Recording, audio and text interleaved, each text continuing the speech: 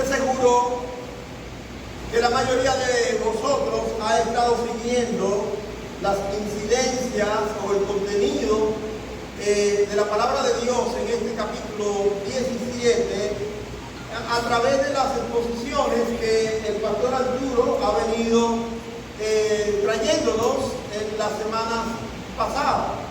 Desde el mismo principio de este capítulo 17 queda claro un asunto, y es que el Señor Jesucristo deja a un lado la conversación con sus discípulos para entonces comenzar a conversar con el Padre Celestial.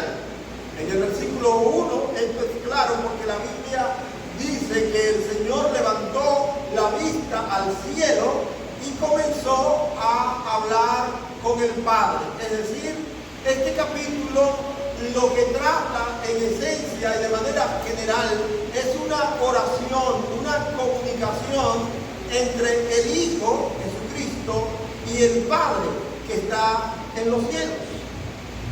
Y también por la exposición del pastor, nosotros pudimos entender que los primeros 5 versículos Jesucristo lo dedica a hablar en esta comunicación sobre su relación con el Padre y cómo él habla de esa relación. En todo el capítulo esto va a seguir, porque si está conversando con el Padre es un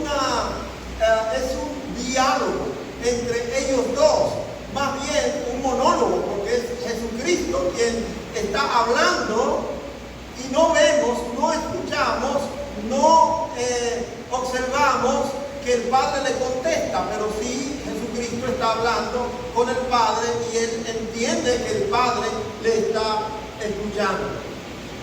También el pastor en la semana pasada estuvo tratándonos sobre ese pedimento, ese ruego que Jesucristo hace por sus seguidores.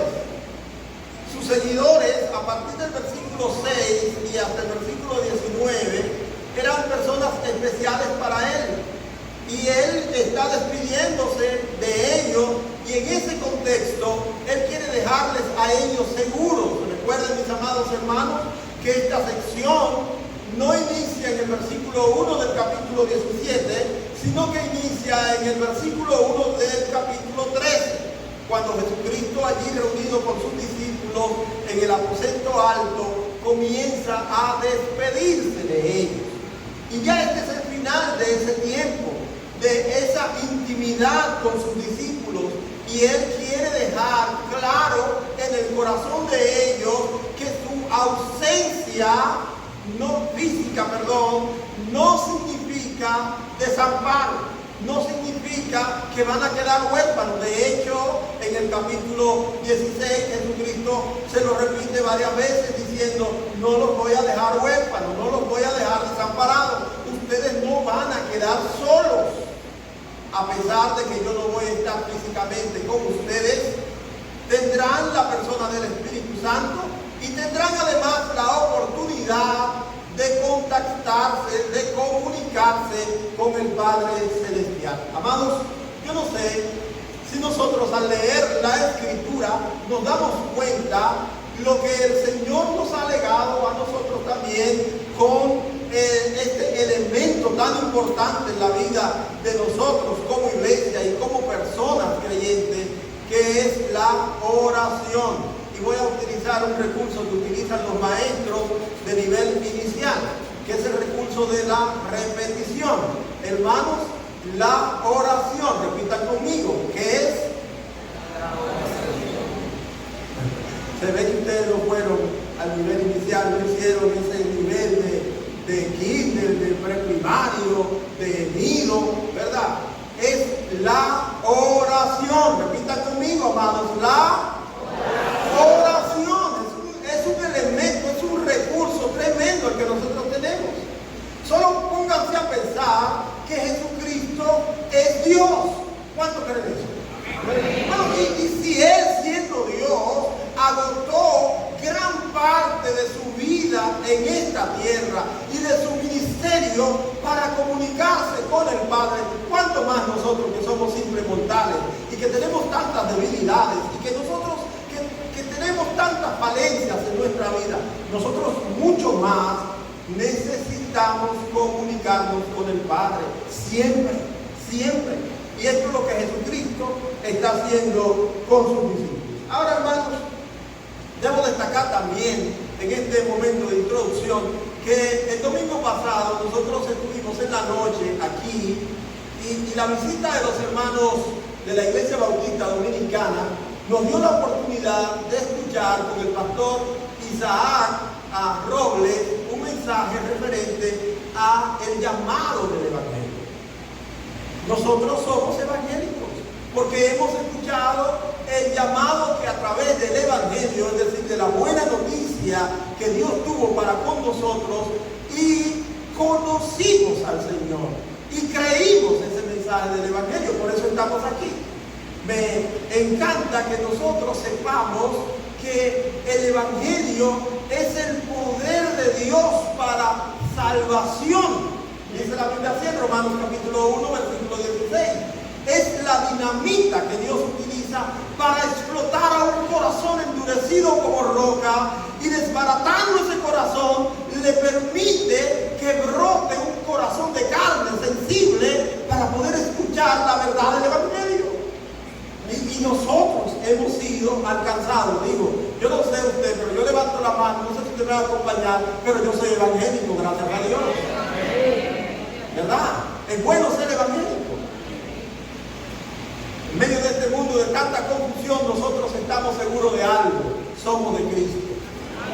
Hay gente que no sabe ni de quién es ni para dónde va. Nosotros sí sabemos de quién somos y para dónde vamos. Nosotros somos de Cristo y vamos para el cielo. Un poco se tarda la llegada al cielo porque eso no depende de nosotros. Si fuera por nosotros ya estaríamos allá, pero eso depende de nuestro Señor, y Él dijo que Él va a venir a buscarnos en algún momento. Mientras tanto, nosotros vivimos sostenidos en la esperanza que el Señor nos ha legado. Gloria a Dios por eso, ¿verdad, mi hermano? Ahora, yo quiero que nos enfoquemos en el versículo 20, donde esta sección inicia, la sección final. Y yo quiero enfocarme solo en este versículo, porque como compartía con el pastor Ramón, yo inicié estudiando todo el contenido de la sección hasta el versículo 26, pero encontré que en el versículo 20 habían tantas cosas interesantes para nosotros que no era justo pasar sin tocar cada una de estas cosas, porque aquí en el versículo 20 está el plan de salvación revelado en una oración. El plan de salvación. Usted sabe, mi amado hermano, que la salvación no llegó a nosotros por casualidad. Eso no fue algo que surgió como piensan los científicos acerca de la conformación del universo. Los científicos dicen que el universo se dio porque hubo una gran explosión en algún espacio, porque algo sucedió que salió mal en todo lo que había, y entonces eso provocó una gran explosión, y de esa gran explosión entonces salieron los planetas, los sistemas, las constelaciones y todo lo que nosotros conocemos, que está tan bien organizado. Mire, para ser científico y creer eso hay que estar bien loco, ¿verdad? Hay que estar bien loco. Y ellos a nosotros nos dicen loco porque creemos en la creación, que Dios puso orden en todo lo que existe, y que lo que hay, la distancia que hay entre un planeta y otro, entre un satélite y otro, es porque Dios diseñó esto de tal manera para crear un planeta nuevo que se llamara Tierra, y en la Tierra levantar un ser que se llamara humano, para que ese ser humano le rindiera loor, gloria, honra y reconociera que Él es el creador. Pero ellos no entienden eso. Nosotros sí, gloria a Dios, ¿verdad? Nosotros sí. Nosotros sí.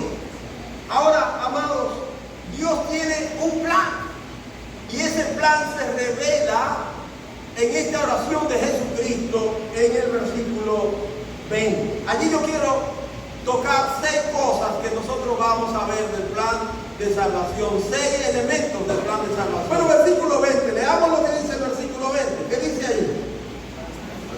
Mas no ruego solamente por estos, sino también por los que han de creer en mí por la palabra de ellos. 6 elementos de Dios para salvar a la humanidad revelados en esta oración. El primer elemento que nosotros tenemos que destacar es que el plan tiene un elemento esencial. ¿Cuál es ese elemento esencial? La fe en Jesucristo. Nadie puede ser salvo si no cree en Jesucristo. Oiga, amado hermano, amigo que está con nosotros, nadie puede ser salvo si no tiene fe en Jesucristo. No importa que usted haya nacido creyendo en María. No importa que usted haya nacido y le hayan enseñado a creer y rezar el, ¿cómo se llama la bolita esta? El rosario. No importa que usted haya crecido en una casa que le hayan enseñado a orar todas las mañanas y todas las noches. No importa que usted tenga el ejemplo de un pastor famoso que es el pastor que usted sigue a través de las redes sociales o visita la iglesia, una iglesia como esta, para escucharle. No, no, no. La gente tiene que creer en Cristo para poder ser salvo. Por eso hablamos del elemento esencial. Anótelo ahí si usted quiere. El elemento esencial es la fe en el Señor Jesucristo. ¿Y dónde vemos esto? Miren que el versículo 20 dice: han de creer en mí. ¿Quién dice eso? ¿Quién lo dice? Jesucristo. ¿Y qué dice Jesucristo? Han de creer en mí. Recuerden que el tiempo que el Señor Jesucristo está hablando esto como presente es allá en el siglo I, donde Él está en una reunión con sus discípulos. Y Él está proyectándose. Jesús es un líder visionario. Jesús está viendo más allá del día a día. Es más, Él está preparando a sus discípulos para un acontecimiento extraordinario. ¿Cuál es ese acontecimiento? Bueno, su muerte. Él lo está preparando. Por eso digo en el versículo 1 del capítulo 14 y en el versículo 27 también: no se turbe vuestro corazón ni tengan miedo. Porque Él está preparándolo a ellos para un acontecimiento en el futuro inmediato, que era la crucifixión, la muerte de Él. Pero Él no ve ese acontecimiento solo como el fin. Él ve más allá. Él está viendo, y en esta oración, específicamente en el versículo 20, Él está hablando en un futuro que llega hasta nuestros días. Hasta nuestros días. Cuando Él dice: los que han de creer en mí, estuvo hablando inclusive de Leonidas, que hizo decisión por Cristo el domingo antes pasado.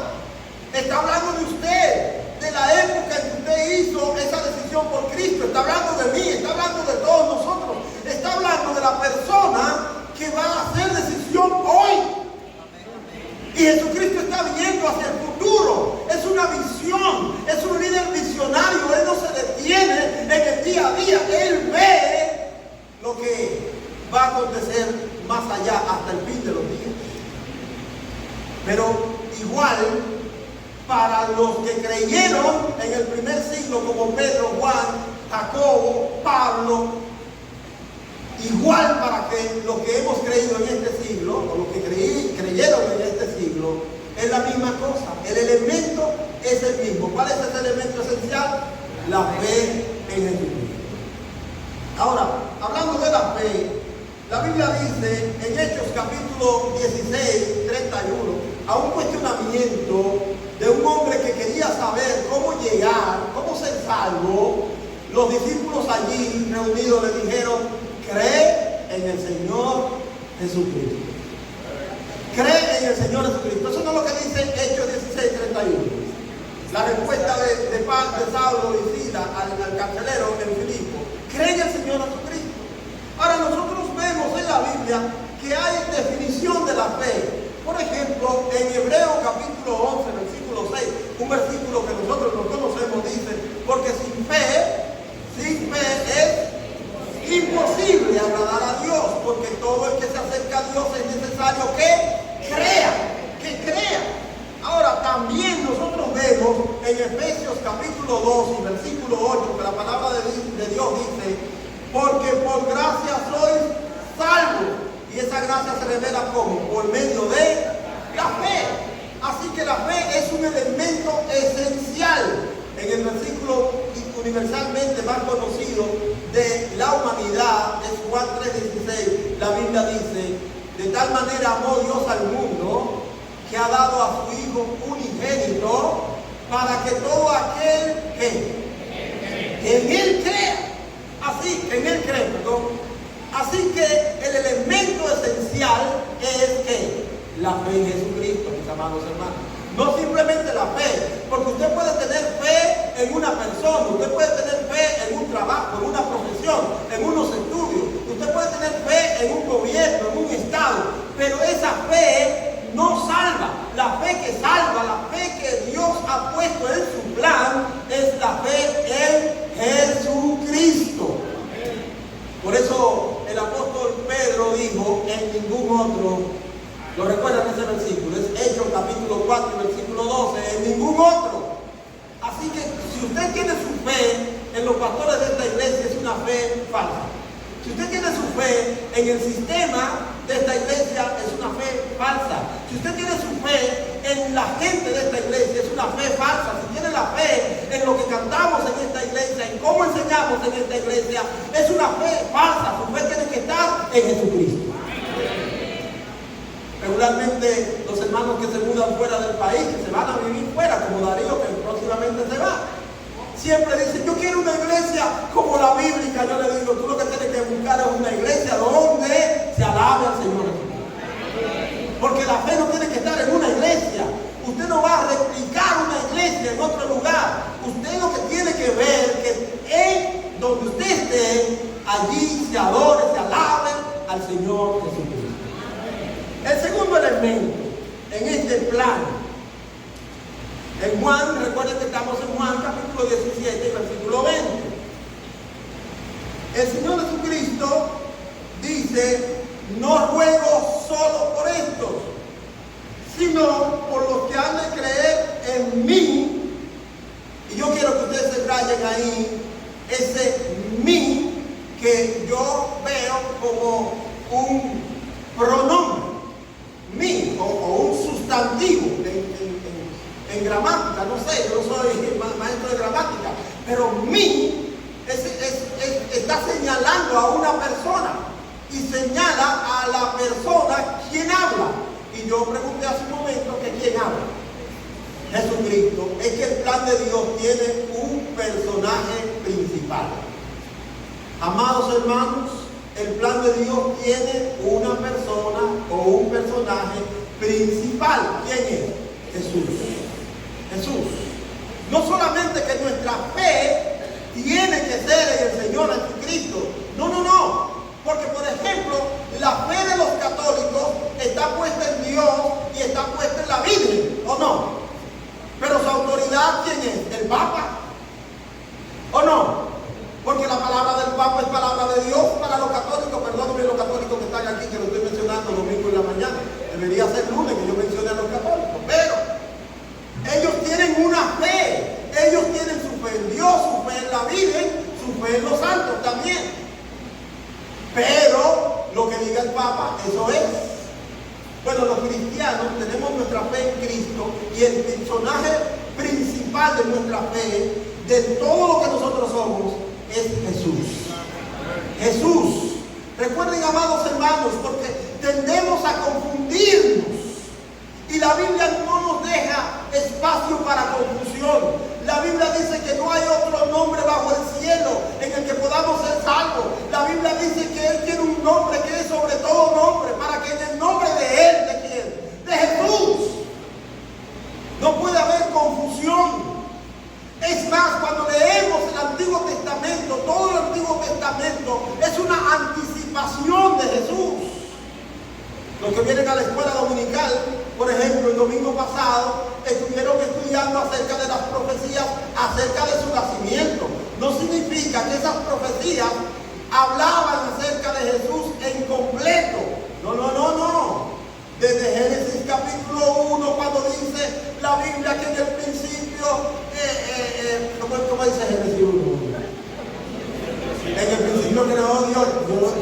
Él tenía que saber de ustedes, ¿verdad? En el principio creó Dios los cielos y la tierra. Ahí estaba Jesús. ¿Cómo yo lo sé? ¿Cómo usted lo sabe? Bueno, Juan dice que en el mundo estaba y el mundo por él fue hecho. ¿No dice la Biblia así? Y Hebreos capítulo 11 nos dice que por su palabra fueron creadas todo lo que existe. ¿Y de quién hablan esos versículos? De Jesús. ¿Por qué? Porque él estaba ahí desde el principio. Todo el Antiguo Testamento nos da un panorama de anticipación de una persona. ¿Quién es esa persona? Jesús, mis amados hermanos, no se pierden eso. Jesús es el personaje principal de la Biblia. Toda la Biblia está escrita alrededor de una persona. ¿Quién es esa persona? Jesús. Jesús. Pero miren más. Dice la palabra de Dios en Colosenses capítulo 2 y versículo 8 al 10. Mirad que nadie os engañe por medio de filosofías y huecas sutilezas, según las tradiciones de los hombres, conforme a los rudimentos del mundo y no según Cristo. ¿Por qué? Porque en Él habita corporalmente toda la plenitud de la deidad. Amados hermanos, subrayen esta frase que dice toda la plenitud de la deidad. ¿Saben lo que significa eso en buen dominicano? Todo lo que es Dios es Jesús. Habita en Jesús. Todo lo que es Dios. Lo que es Dios completamente está en un nombre, en Jesús. Por eso dice la Biblia, porque en Él habita toda la plenitud de la deidad. Y dice más, y vosotros estáis completos en Él, que es la cabeza de todo principado y potestad. ¿Sabe lo que significa la cabeza? Lo principal. Y Él es lo principal de los principados y de las potestades. Eso significa que no hay nadie más superior que Él. Él es el nombre principal. En el plan de Dios hay un elemento esencial que es la fe en Jesucristo. Y hay un personaje principal que es el mismo Señor Jesús. ¿Vamos bien entonces nosotros que creemos en Jesús? Vamos bien, hermano, hay que darle gloria a Dios por eso. Porque usted no tenía capacidad de llegar ahí. Usted no tenía capacidad, ni yo tampoco.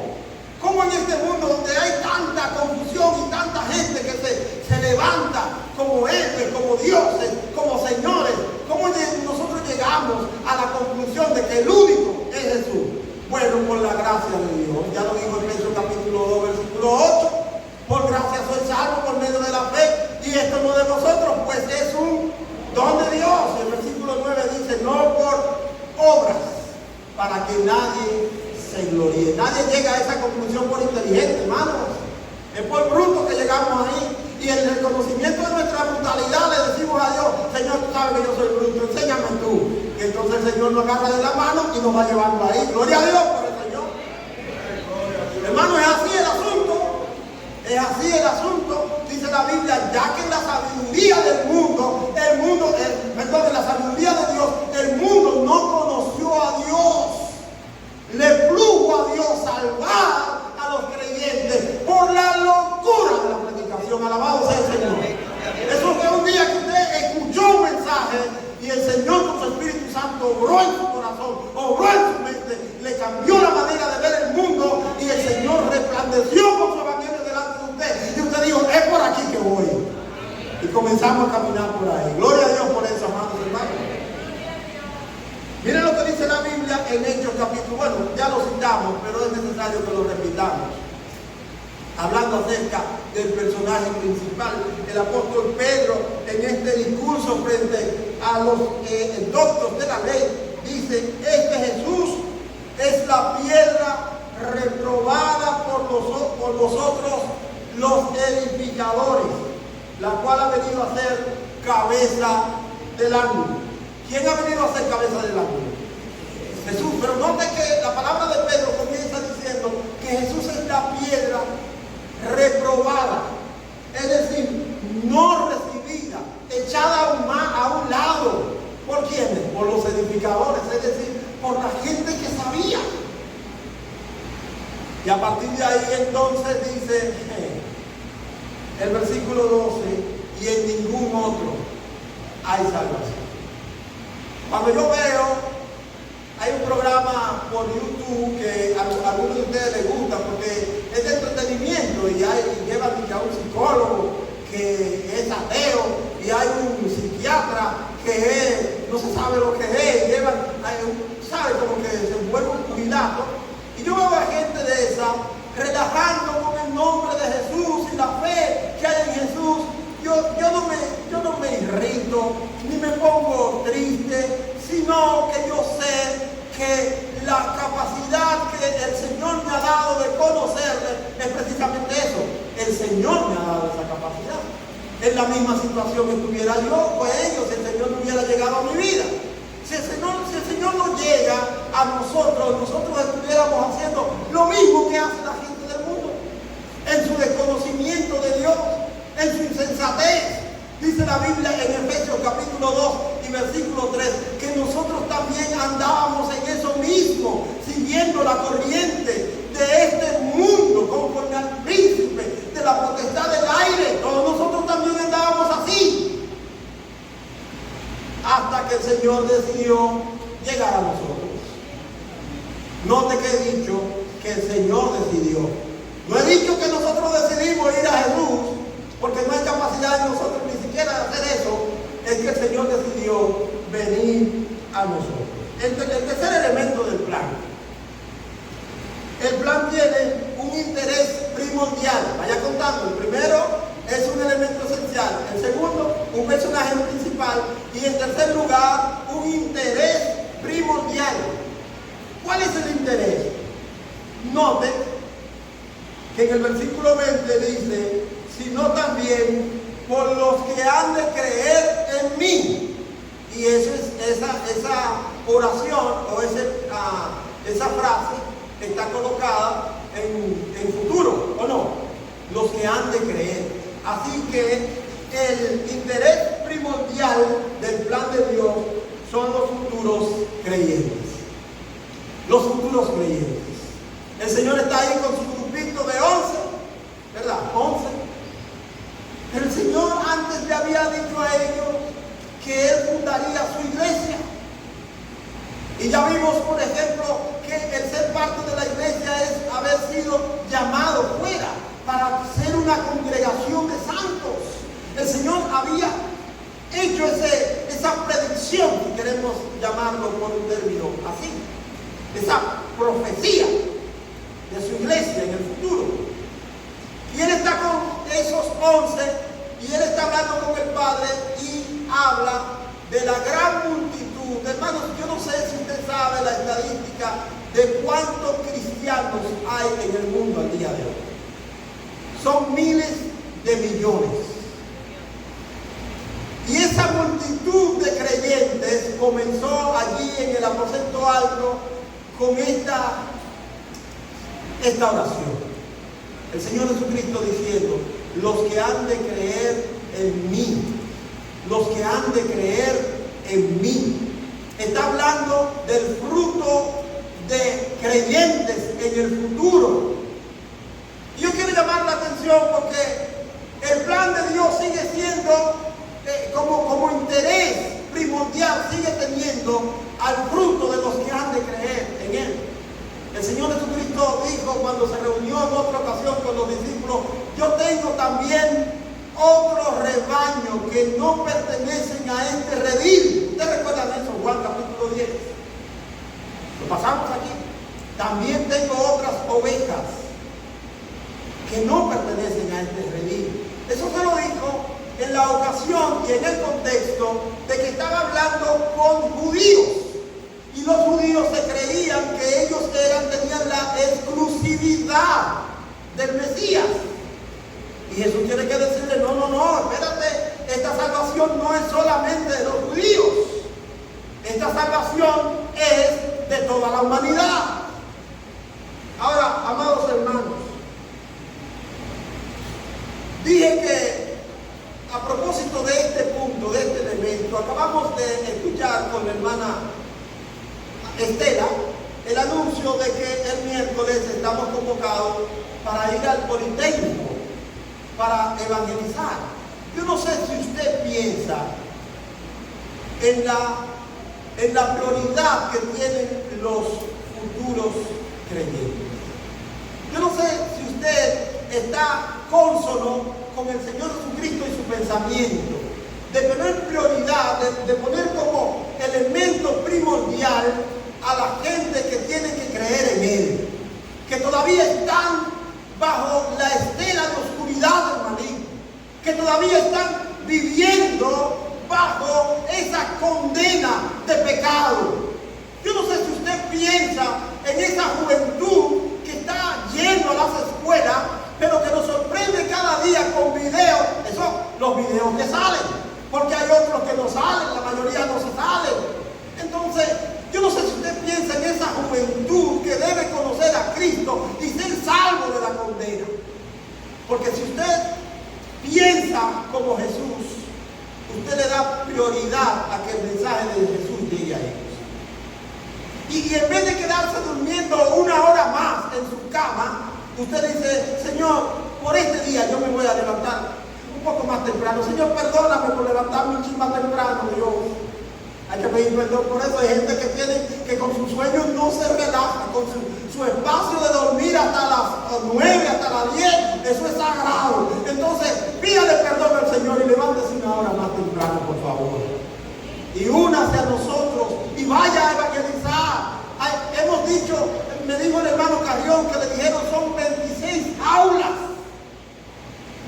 26 aulas. Y a veces aparecemos como 4, 5, 6 gaticos. Perdonen los gaticos que van siempre. Y la mayoría de los hermanos, yo sé que hay un gran número que está ocupado en sus labores cotidianas, porque hay que servirle a don Dinero, y don Dinero, ¿verdad? Don Dinero es un señor que reclama lo suyo, pero está bien. Pero la mayoría, hermanos, que está en su casa, que se queda en casa, ¿por qué no dedicar una hora para ir a compartir el mensaje del Señor? Pensemos. Y gloria a Dios por lo que van. Alabado sea el Señor por ello. Notemos que el Señor está pensando en el fruto del futuro. Cuando Él visitó la casa de Zaqueo, allí en Lucas capítulo 19, la palabra del Señor Jesús son significativas, siempre son significativas. Pero algo que hay que subrayar es el versículo 10, dice: porque el Hijo del Hombre vino. ¿A qué vino el Hijo del Hombre? A buscar y a salvar lo que se había perdido. El Señor vino a esta tierra, no para hacer turismo en esta tierra, no para ver lo que Él había creado. Él vino con el fin de buscar y salvar lo que se había perdido. Y en Juan 10:16, ahí está el versículo que les cité anteriormente, cuando le dijo a los judíos: también tengo otras ovejas que no son de este redil. Aquellas también debo atraer, y oirán mi voz, y habrá un rebaño y un pastor. Y sobre todo Juan 3:17 dice la palabra de Dios: porque no envió Dios a su Hijo al mundo para condenar al mundo, sino para que el mundo fuera salvo por él. Esos textos son importantes para nosotros entender cuál es el objetivo del plan. El plan que Dios trató en la eternidad temprana es que el hombre, el ser humano perdido en pecado, condenado por la eternidad en el infierno, tuviera esa oportunidad de escuchar un mensaje de salvación. Eso que nosotros llamamos el Evangelio de Jesucristo. En cuarto lugar, el plan tiene un fundamento esencial. ¿Van contando conmigo? Un elemento esencial, un personaje principal. ¿Qué más? ¿Qué más? En tercer lugar, ¿un qué? Un interés primordial. Y ahora el plan tiene un fundamento esencial. ¿Cuál es el fundamento esencial del plan? El testimonio apostólico. ¿Por qué, pastor, usted pone esto aquí? ¿Saben por qué lo pongo? Porque dice la Biblia en Efesios que hay una desbandada de doctrinas que llevan a la gente como si fuera un viento, ¿verdad? Dice, así usa la palabra, por todo viento de doctrina, por estratagema de hombres que para engañar emplean con artimañas el error. Y los cristianos tenemos que estar bien seguros cuál es la doctrina que tenemos que creer, amados hermanos. Y la doctrina que tenemos que creer es la doctrina apostólica. La doctrina apostólica. La doctrina es enseñanza. Y hay muchas enseñanzas falsas. De hecho, vamos a ver conforme a la Biblia que hay gente que tiene comezón de oír y se amontonan conforme a sus deseos de escuchar. No es eso, mis amados hermanos. No escuche palabra bonita. La doctrina que nosotros debemos seguir, el fundamento de la iglesia, el fundamento de la fe, es el fundamento apostólico. ¿Y qué está diciendo, pastor? Bueno, miren lo que dice Juan, capítulo 17, versículo 20. En la primera parte dice, no ruego solamente por estos. ¿A quién se refiere Jesús cuando dice estos? ¿A quién se refiere Jesús cuando dice estos? A los que estaban con él. Pedro y los 10 que estaban con él. No solo por estos, pero al final dice, a los que han de creer en mí por la palabra. La palabra, si usted une creer con la palabra, está hablando de una enseñanza que se aprende. La gente cree porque aprendió algo, y eso es lo que se llama doctrina. La palabra enseñada y creída es la doctrina, es enseñanza. Pero esa palabra viene de boca de ¿quién? De ellos. ¿Quiénes son ellos? Los estos del primer párrafo. Yo no sé si ustedes lo entienden. Cuando Jesús dice, no ruego solamente por estos, y al final dice, por la palabra de ellos, se está refiriendo al mismo grupo. ¿Quiénes son? Los apóstoles. Los apóstoles. Jesús predijo que la iglesia del siglo XXI creería y estaría fundamentada en la doctrina apostólica. Ahora, mis amados hermanos, con este solo versículo basta. No, miren, hay un párrafo precioso. La primera carta de Juan, el mismo que escribió este evangelio, vaya allá, él escribió 3 cartas. Y la primera carta de Juan, el capítulo 1, a partir del versículo 1 y hasta el verso 5, yo espero que usted siga conmigo esta lectura, dice lo que era desde el principio. ¿Qué es lo que era desde el principio? Lo que era desde el principio es el verbo que se hizo carne, el verbo que estaba con Dios, el verbo que era Dios, el verbo que se hizo carne y habitó entre nosotros, el verbo que nos mostró su gloria, el verbo de quien vimos su gloria, gloria como la del unigénito del Padre. Eso es lo que era desde el principio, amados. Ahora sigue diciendo, lo que hemos oído, lo que hemos visto con nuestros ojos, lo que hemos contemplado y palparon nuestras manos tocante a quién? Al verbo de vida. Él es un testigo presencial, él es un testigo físico, él es un testigo primordial. Es un apóstol, Juan, el apóstol, el último de ellos. Ahora, dice además, porque la vida fue manifestada y la hemos visto. ¿Y qué hacen después de verla? Testificamos y les anunciamos la vida eterna, la cual estaba en el Padre y se nos manifestó. Y bueno, lo que hemos visto y oído, eso les anunciamos para que también ustedes tengan comunión con nosotros. Y nuestra comunión verdaderamente es ¿con quién? Con el Padre. ¿Y con quién más? Con su Hijo Jesucristo. Estas cosas, dice Juan, les escribo para que vuestro gozo sea cumplido. Este es el mensaje que hemos oído de quién, y les anunciamos. Dios es luz y no hay ninguna tiniebla en él. ¿Qué es lo que está haciendo Juan ahí? Dándonos el testimonio de la palabra que han oído del Señor Jesucristo. Pedro dice, tenemos también la palabra profética más segura. Amados hermanos, el mensaje apostólico. Hechos capítulo 2, versículo 42. Pedro dice también, dice el escritor de allí de Hechos, dice, y perseveraban en qué cosa. Miren lo primero en lo que ellos perseveraban, los primeros cristianos, en la doctrina de los apóstoles. Y Efesios capítulo 2, versículos 19 y 20, que dice, así que ya no sois más extranjeros ni advenedizos, sino conciudadanos de los santos y miembros de la familia de Dios, edificados sobre qué cosa. ¿El quién? El fundamento de los apóstoles y profetas. Quiero decirle que el fundamento de los apóstoles es una referencia al Nuevo Testamento y el fundamento de los profetas es una referencia al Antiguo Testamento. ¿Qué es, hermano? ¿Qué tenemos nosotros? Tenemos un fundamento esencial, la doctrina o el testimonio apostólico.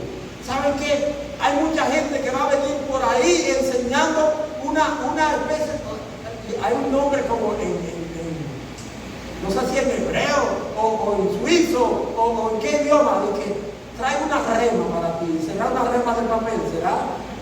Te traigo un rema para ti. No. Tenemos la palabra profética más segura. ¿Y cuál es la palabra profética más segura? Es la palabra de Dios aquí en las Escrituras.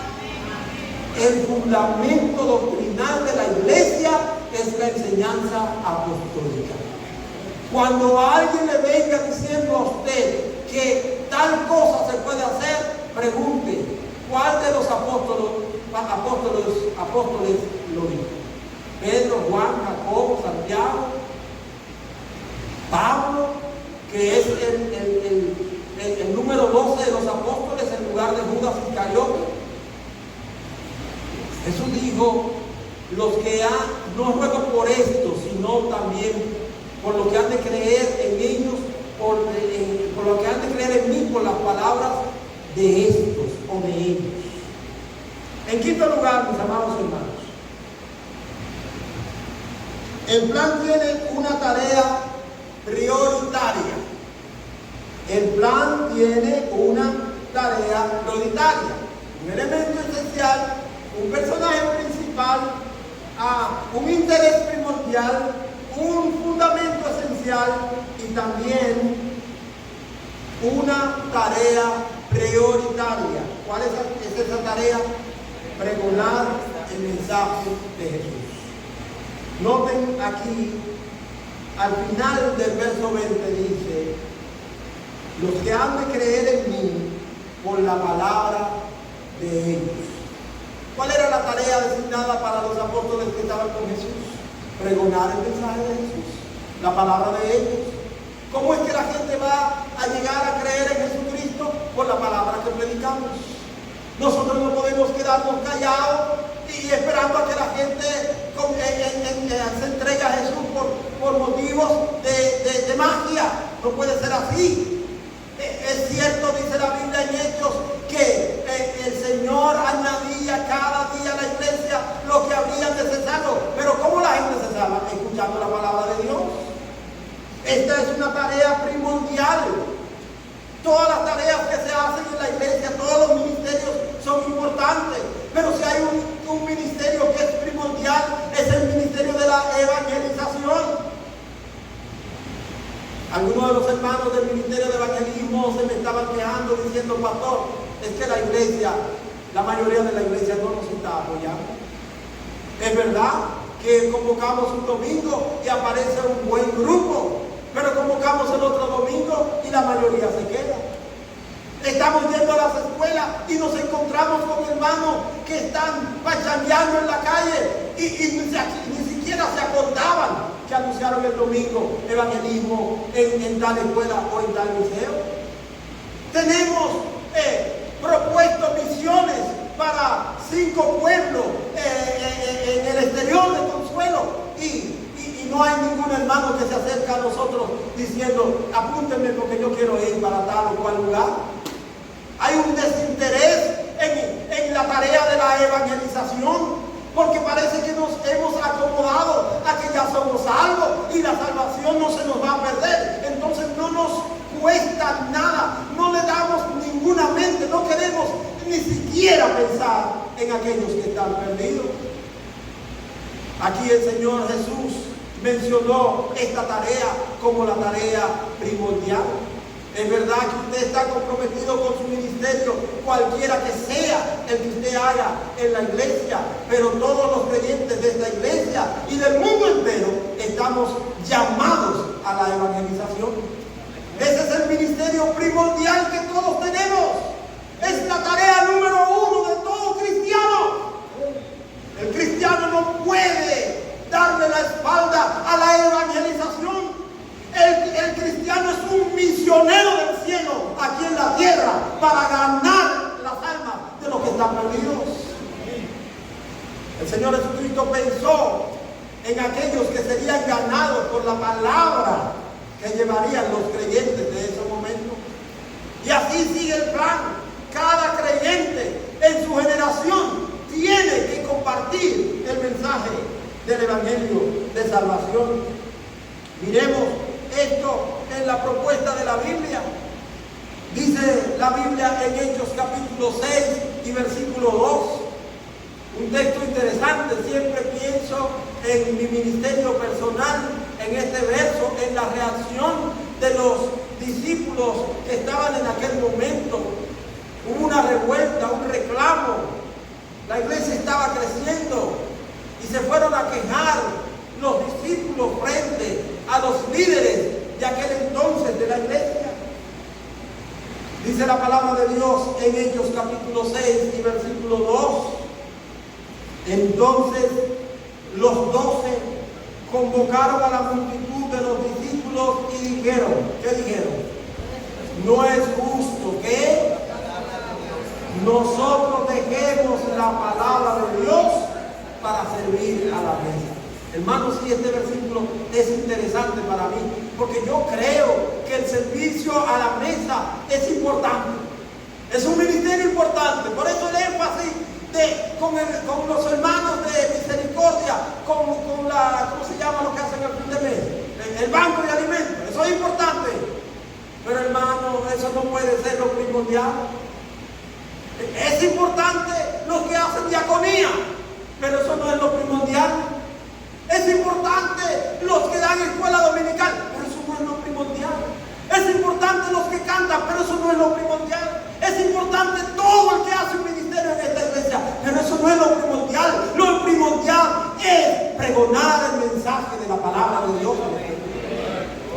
Por eso ellos estaban bien claros. Ellos dijeron, no es justo dejar la palabra de Dios para servir a la mesa. En otras palabras, no es correcto que nos distraigamos de lo principal.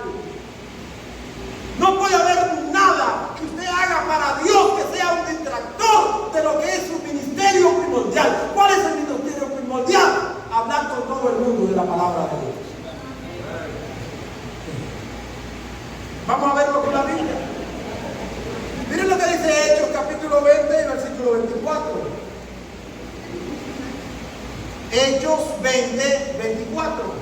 Dice la palabra de Dios: pero de ninguna cosa hago caso, ni estimo preciosa mi vida para mí mismo. ¿Y qué dice? Con tal de que acabe mi carrera con gozo y el ministerio que recibí del Señor Jesús. ¿Cuál es ese ministerio? Para dar testimonio del Evangelio de la gracia de Dios. Ese es el ministerio principal. Dar testimonio del Evangelio de la gracia de Dios. Dar testimonio del Evangelio de la gracia. Vamos aprendiendo esa frase, hermano. Dar testimonio del Evangelio de la gracia de Dios. Dar testimonio del Evangelio de la gracia de Dios. Y note cómo él comienza: de ninguna cosa hago caso. Nada me va a desenfocar. Nada me va a distraer. Yo tengo que terminar mi carrera. Yo tengo que cumplir con lo que el Señor me ha asignado. Y lo que el Señor me ha asignado de manera primordial y principal es proclamar su Evangelio de gracia. para salvación de los que se pierden. Otro texto interesante es el que encontramos en la segunda carta a Timoteo, capítulo 4, versículo 1 al 5. ¿Qué dice ahí? 2 Timoteo 4, 1 al 5. Te encarezco. No, note que empiezan estos dos textos que hemos leído, comienzan con una intimación. Es como si fuera un abogado llevándote un acto de alguacil. Ese acto de alguacil es un documento oficial que te obliga a una comparecencia, so pena del castigo. Yo no sé si usted sabía eso, que cuando a usted le intiman por un acto de alguacil, si usted desobedece eso, usted entonces es reo del castigo.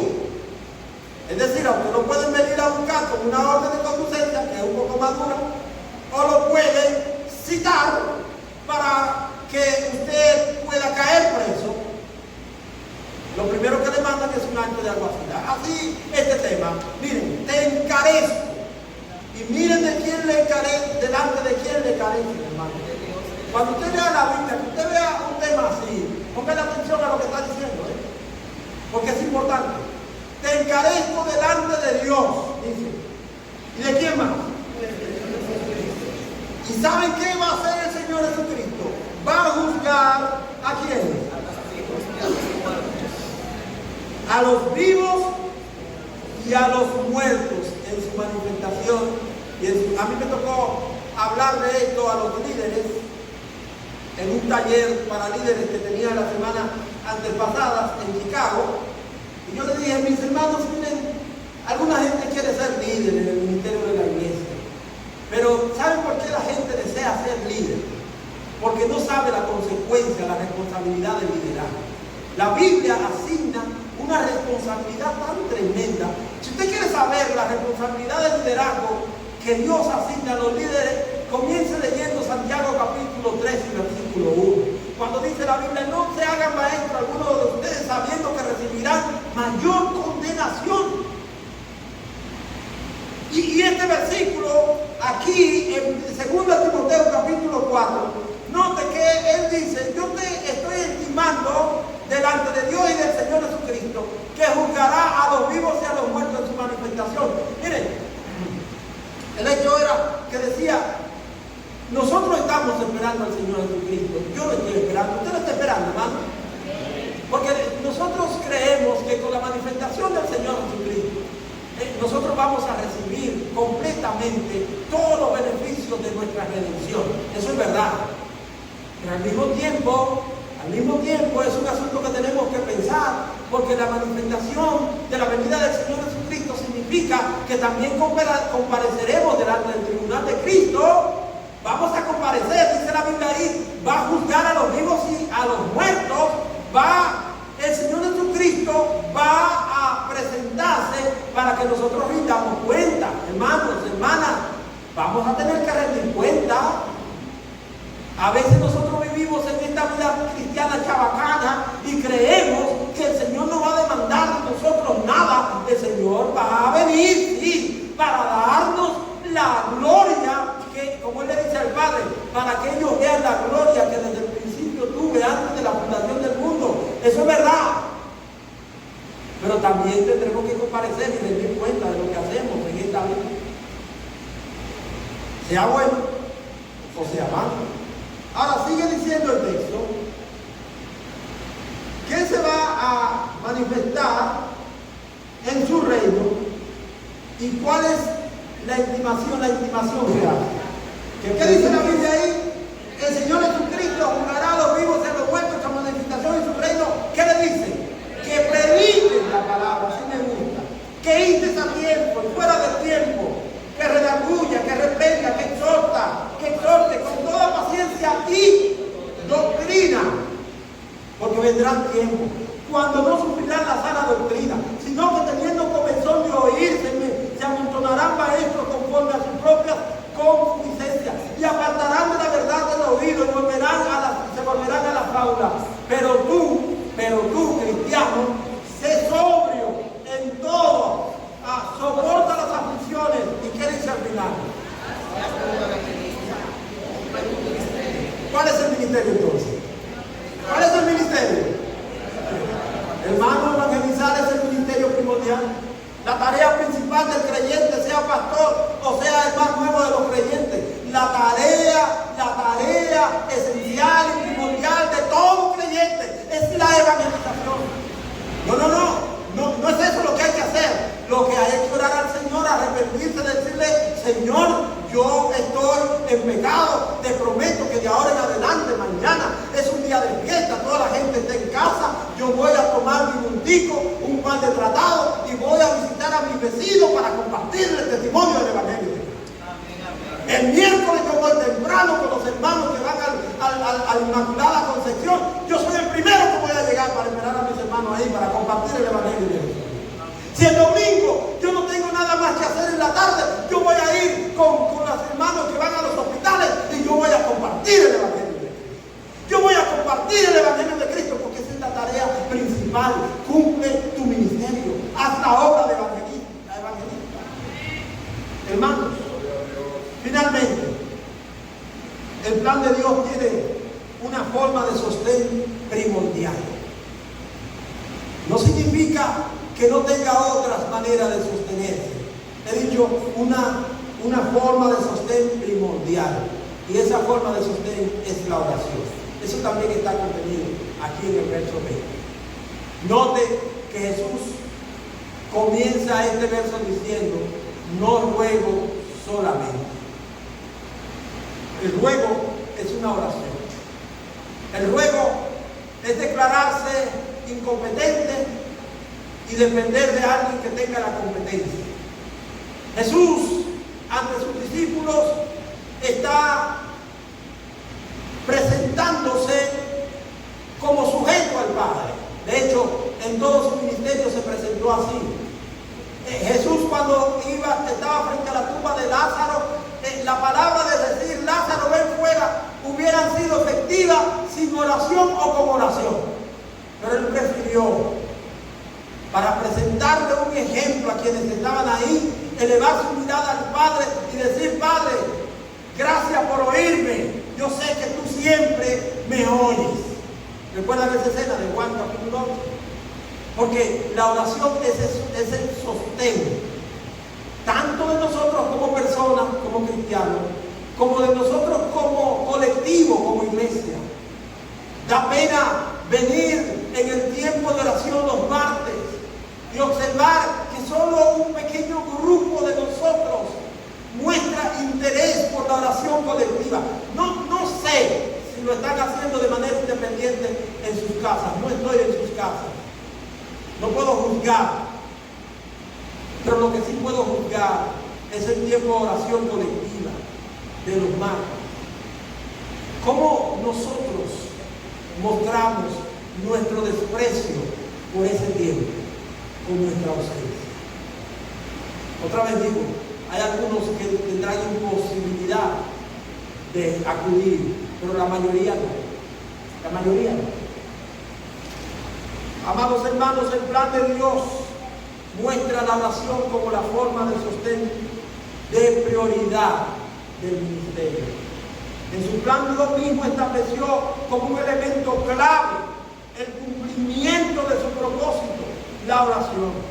La oración es un elemento de fe, de auxilio, de dependencia, de fortaleza, de comunión continua con Dios. Más que eso, la oración es un elemento de comunicación directa con nuestro Dios.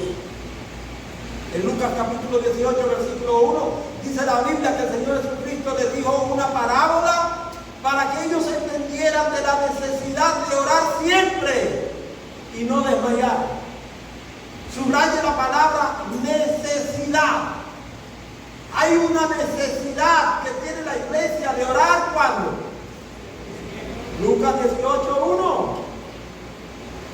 La ocasión no es para contar un cuento de que, ay, mire, había un juez que era durísimo, que era malísimo, Y había una pobre mujer viuda, porque hay una gente que toma este pasaje y que como para hacer cuento. Eso no es un cuento.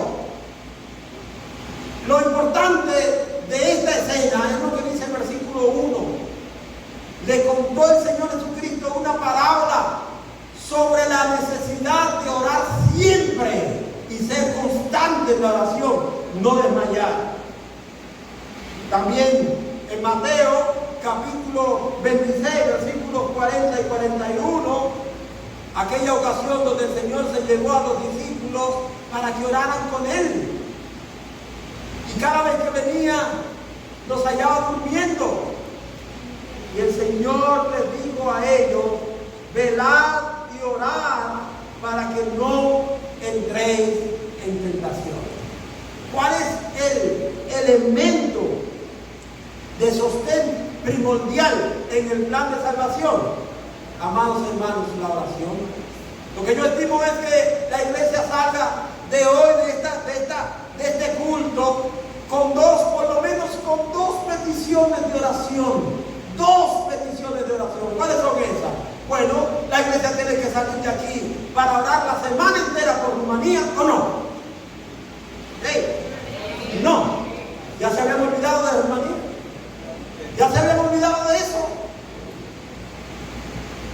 La iglesia tiene una semana entera para orar por ese país. Y la iglesia tiene 3 días para orar por los muchachos del Liceo Inmaculada Concepción. Desde hoy, mañana lunes, el martes y el miércoles por la mañana, toda la iglesia tiene que estar orando por los muchachos del Liceo Politécnico Inmaculada Concepción. ¿O no, hermanos? Porque ese es el sostén primordial. Si usted no tiene peticiones de oración, la iglesia le presenta cada domingo conceptos de peticiones de oración por las que usted tiene que. Y yo menciono esas dos porque son parte de nuestro culto hoy. Notemos que en el anuncio y en la oración por las naciones presentamos a Rumanía y presentamos ese compromiso que tenemos. Porque la iglesia que no ora por sus proyectos son proyectos que no son realizables. Y si son realizables, se convierten en fracasos. Amados hermanos, 6 elementos. Hay un elemento que es esencial: la fe en Jesucristo. Culminando con esto, permítame enumerar 6 aplicaciones. ¿Cómo yo respondo a este mensaje? Creyendo más y más en Jesús cada día. Cada día, hermanos. El pastor Ramón, a veces cuando le llaman a orar, dice: aumentanos la fe. Esa es una petición de los discípulos, ¿verdad? Bueno, nuestra fe debe ser aumentada, porque nuestra fe, hay cosas que se oponen a nuestra fe y debilitan nuestra fe. Y nuestra fe encuentra cosas que nos dañan y hacen flaquear nuestra fe. A veces tenemos fe muy débil, pero tenemos que orar al Señor: aumentanos cada día más esa fe, aumentanos la fe. En segundo lugar, tenemos que vivir nuestra fe en Jesús, poniendo como nuestro Señor en cada cosa. Jesús es el Señor. Jesús es el Señor. No haga planes sin que Jesús sepa de sus planes, sin ponerlo delante de Jesús, sin escuchar la palabra de Jesús en el contexto de esos planes. No se comprometa con ningún trabajo, con ningún estudio que no esté sometido al señorío de Cristo. No se comprometa con ningún compromiso, no importa que sea su mejor amigo, su pana full de long time, no importa que sea quien sea, cualquier cosa que usted vaya a hacer, verifíquelo si está de acuerdo con el señorío de Cristo. Jesús es el Señor. En tercer lugar, hacer de nosotros la meta de ganar a otros para Cristo. Yo no sé si usted tiene como meta convencer a alguien con el mensaje de Cristo. Ganar almas, dice la Biblia: el que gana almas es alma. Yo no sé si usted tiene eso en su meta, si su vida es más feliz, si usted gana algo para Cristo. Yo no sé cómo usted reacciona cuando usted comparte un mensaje de salvación con alguien y ese alguien dice que sí al mensaje de salvación. ¿Cómo usted se siente? Si eso está en su plan. Hacer de la doctrina apostólica nuestra base de fe. Hermanos, cada vez que le vengan a usted con una enseñanza, verifíquenlo. Si los apóstoles no le enseñaron, no es una doctrina sana. Alguien me preguntaba el día pasado, ¿qué es una sana doctrina? La doctrina sana es aquella que está conforme a los planteamientos en el Nuevo Testamento. Mira la doctrina sana si está aquí. Si está aquí. Pastor, una mujer puede ser pastora, búsquelo ahí en la Biblia. Si hay una mujer pastora en las cartas de Pablo, de Pedro, de Juan, entonces puede ser. Si no hay una mujer pastora ahí, no puede ser. No porque lo diga el pastor Clemente, no porque lo diga el pastor Arturo, no porque lo diga el pastor Ramón, es porque lo digan los apóstoles. Pastor, los apóstoles eran infalibles. Bueno, no eran infalibles. Lo que sí es que lo que ellos escribieron fue inspirado por Dios y útil para enseñar, para instruir, para corregir y para corregir en justicia, a fin de que la gente de Dios sea sabio, enteramente preparado para toda buena obra. Eso es lo que dice la palabra de Dios, no lo digo yo, lo dice la palabra de Dios. Apoyemos nuestra fe en lo que dice la palabra de Dios. En quinto lugar, tener una disposición y pasión de proclamar el mensaje de Jesucristo. No le dé vergüenza predicar a Cristo donde quiera que usted esté. Usted conoce una persona por primera vez, háblele de Jesucristo. Háblele de Jesucristo. No le esté hablando cháchara de usted, la vida suya. Hay gente que no le gusta que se metan en su vida, pero ellos son los primeros que comienzan a hablar de ellos. Y hablar de que ellos estudiaron, de que ellos hicieron, de que usted no tiene que hablar de usted. Usted es un personaje que no tiene ningún significado en esta vida. El único que tiene significado para salvar y perder es Jesucristo. Hable de Jesucristo. La cosa que usted hace hay otro que la ha hecho mejor que usted. Usted es un buen profesional, hay otro mejor profesional que usted. ¿Qué es lo que usted se cree? Hable de Cristo, hable de Cristo. Hay gente que le gusta hablar tanto de ellos y comienzan y hablan y que yo estuve y que yo hice. No. Usted no tiene que hablar de... perdón, ya me estoy volviendo mal tú, ¿verdad? Hable de Cristo. Yo estoy diciendo así, Arturo, porque tengo la confianza de hacerlo. No se crea que yo estoy, ¿verdad? Cuando Arturo está diciendo su cosa, lo está diciendo por mí, amigo, lo está diciendo por mí. Así es. El número 6. Practicar como hábito la oración para sostenernos y comunicarnos con nuestro Dios. La oración tiene que ser una práctica, tiene que ser un hábito. Nosotros tenemos que habituarnos, tenemos que, como los muchachos que andan por ahí, que cuando no huelen están muertos locos, así tenemos que estar nosotros. Cuando no oramos tenemos que volvernos medio locos. Tenemos que estar ahí, tenemos que estar enviciados de la oración, enviciados de la oración, ¿verdad? ¿Y cuántos quieren enviciarse de la oración? Amén. Esa sería una buena práctica. Hermano, que el Señor les bendiga.